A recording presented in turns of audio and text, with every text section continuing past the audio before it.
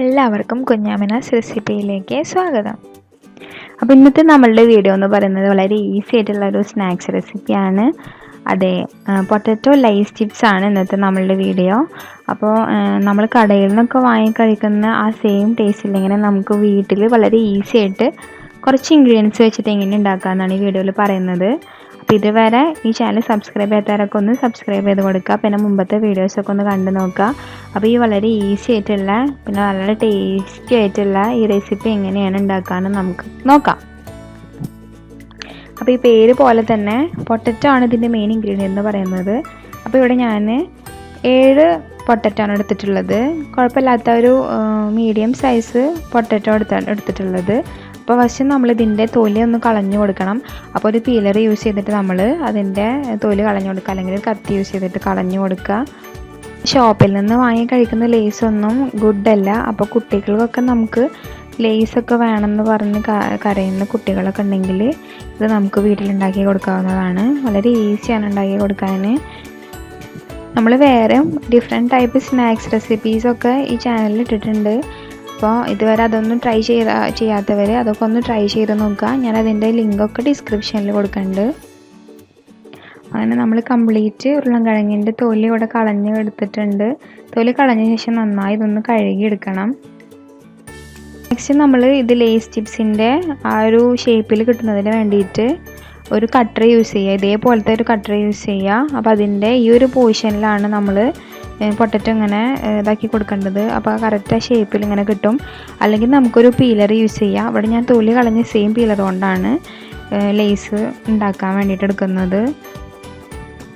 ഞങ്ങൾ കട്ടറിൽ കറക്റ്റ് കിട്ടുന്നില്ല, അതുകൊണ്ടാണ് കേട്ടോ പീലർ യൂസ് ചെയ്യുന്നത്. ഇപ്പോൾ നിങ്ങൾക്ക് അതിൽ കറക്റ്റ് കിട്ടുന്നുണ്ടെങ്കിൽ അത് തന്നെ യൂസ് ചെയ്യാവുന്നതാണ്.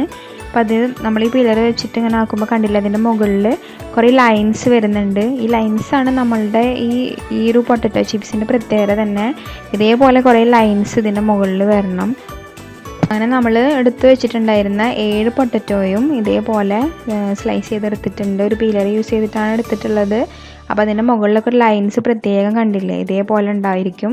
നെക്സ്റ്റ് ഇത് നമ്മൾ വെള്ളത്തിൽ ഒരു അരമണിക്കൂർ ഇട്ട് വെച്ച ശേഷം അത് വേറൊരു സ്ട്രെയിനറിലേക്ക് മാറ്റി കൊടുക്കുക.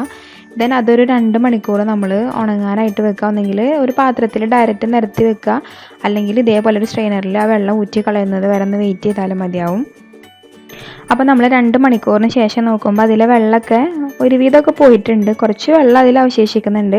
അപ്പോൾ കംപ്ലീറ്റ് വെള്ളം പോകണമെങ്കിൽ നമ്മളിത് വേറൊരു പാത്രത്തിൽ നിരത്തി വെച്ച ശേഷം ഫാനിൻ്റെ ചുവട്ടിലുള്ള വെയിലത്തൊക്കെ വെച്ച് ഉണക്കിയെടുക്കണം. നെക്സ്റ്റ് ഇത് നമുക്ക് ഫ്രൈ ചെയ്തെടുക്കണം. ഫ്രൈ ചെയ്യാൻ വേണ്ടിയിട്ട് ഒരു പാൻ ഒന്ന് ചൂടാക്കി എടുക്കുക. അതിലേക്ക് നമ്മൾ ആവശ്യത്തിന് ഈ ലേസ് മുങ്ങാൻ പാകത്തിനുള്ള ഓയിൽ ഒഴിച്ച് കൊടുക്കുക. ഇവിടെ ഞാൻ എടുത്തിട്ടുള്ളത് കോക്കനട്ട് ഓയിലാണ്. അപ്പോൾ നിങ്ങൾക്ക് സൺഫ്ലവർ ഓയിലോ ഏത് ഓയിൽ വേണമെങ്കിലും എടുക്കാവുന്നതാണ്. പിന്നെ അതിലേക്ക് നമ്മൾ ഈ ഉണക്കി വെച്ചിട്ടുള്ള പൊട്ടറ്റോ ഓരോന്നായിട്ട് ഇട്ട് കൊടുക്കുക. നമ്മൾ ഒന്നാകെ കൂട്ടത്തോടെ ഇട്ട് കൊടുത്തിട്ടുണ്ടെങ്കിൽ അത് ചിലപ്പോൾ ഫ്രൈ ആയി കിട്ടില്ല. അപ്പോൾ അങ്ങനെ 1 by 1 ആയിട്ട് വേണം കേട്ടോ ഇട്ട് കൊടുക്കാൻ. ഇതേപോലെ നേരെയുള്ളൊരു പാൻ എടുക്കുന്നതിനേക്കാളും ബെസ്റ്റ് നമ്മൾ ഡീപ്പ് ഫ്രൈ ചെയ്യാൻ കഴിയുന്ന കുറച്ച് നല്ല കുണ്ടുള്ളൊരു പാത്രം എടുക്കുന്നതായിരിക്കണം. ചീനച്ചട്ടി പോലുള്ള അടി നല്ല കട്ടിയുള്ള പാത്രം എടുത്തിട്ട് അതിൽ കുറേ അധികം വെളിച്ചെണ്ണ ഒഴിച്ചിട്ട് പൊരിക്കുകയാണെങ്കിൽ പെട്ടെന്ന് തന്നെ ഡീപ്പ് ഫ്രൈ ആയിട്ട് കിട്ടും. അപ്പോൾ ഇത് ഡീപ്പ് ഫ്രൈ ആയിട്ട് ഒരു ലൈറ്റ് ബ്രൗൺ കളർ ആവുന്നത് വരെ നമുക്കൊന്ന് വെയിറ്റ് ചെയ്യാം. അപ്പോൾ കുറച്ച് കുഴിയുള്ള പാത്രമാണെങ്കിൽ നമുക്ക് കുറച്ചധികം ക്വാണ്ടിറ്റി തന്നെ ഇട്ട് കൊടുത്തിട്ടുണ്ടാക്കാൻ കഴിയും. ഇത് അല്പം മാത്രമേ ഇട്ട് കൊടുക്കാൻ കഴിയുന്നുള്ളൂ.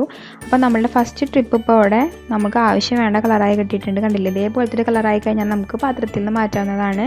അപ്പോൾ ബാക്കിയുള്ള ചിപ്സും കൂടി നമുക്ക് ഈ ചൂടായിട്ടുള്ള വെളിച്ചെണ്ണയിൽ പൊരിച്ചെടുക്കാം. പിന്നെ നമ്മൾ എന്ത് പൊരിച്ചെടുക്കുകയാണെങ്കിലും നമ്മൾ വെളിച്ചെണ്ണ നല്ല ചൂടായ ശേഷം മാത്രമേ ഇട്ട് കൊടുക്കാൻ പാടുള്ളൂ. എന്നാൽ മാത്രമേ അത് കറക്റ്റ് ഫ്രൈ ആയി കിട്ടുള്ളൂ. ഇനിയിപ്പോൾ നമ്മൾ ആ ഇട്ട് കൊടുക്കുന്ന ടൈമിൽ കയ്യിലിൻ്റെ മുകളിലേക്കൊന്നും ആകാതിരിക്കാൻ വേണ്ടിയിട്ട് നമ്മൾ ആ ഫ്ലെയിം ഒന്ന് കുറച്ച് വെക്കുന്നത് നന്നായിരിക്കും. ദെൻ അത് ഇട്ട് കൊടുത്ത ശേഷം അത് എഗെയിൻ കൂട്ടി വെച്ച് കൊടുക്കുക. പക്ഷേ നല്ല ചൂടുള്ള വെളിച്ചെണ്ണയിലേക്ക് മാത്രമേ സാധനങ്ങൾ ഇട്ട് കൊടുക്കാൻ പാടുള്ളൂ. അപ്പോൾ മാത്രമേ അത് പെട്ടെന്ന് തന്നെ ഫ്രൈ ആയി കിട്ടുള്ളൂ.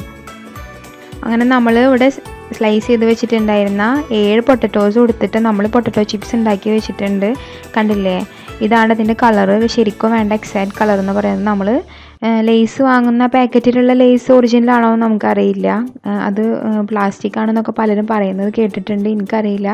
പക്ഷെ അതിനേക്കാളും ടേസ്റ്റുള്ളൊരു ചിപ്സാണിത്. പിന്നെ അസിഡിറ്റി ഉള്ളവർക്കൊന്നും ഇത് കഴിച്ചിട്ട് അസിഡിറ്റി വരുമെന്ന് എനിക്ക് തോന്നുന്നില്ല. പിന്നെ നെക്സ്റ്റ് നമ്മളിതിൽ 2 ഇൻഗ്രീഡിയൻറ്റും കൂടി ചേർത്ത് കൊടുക്കേണ്ട ആവശ്യമുണ്ട്. അതാണ് ഒന്ന് സാൾട്ടും പിന്നെ കുറച്ച് മുളക് പൊടിയും, അല്ലെങ്കിൽ പിന്നെ നമുക്ക് ഇഷ്ടമുള്ള കൂട്ടുകളൊക്കെ ചേർക്കാം.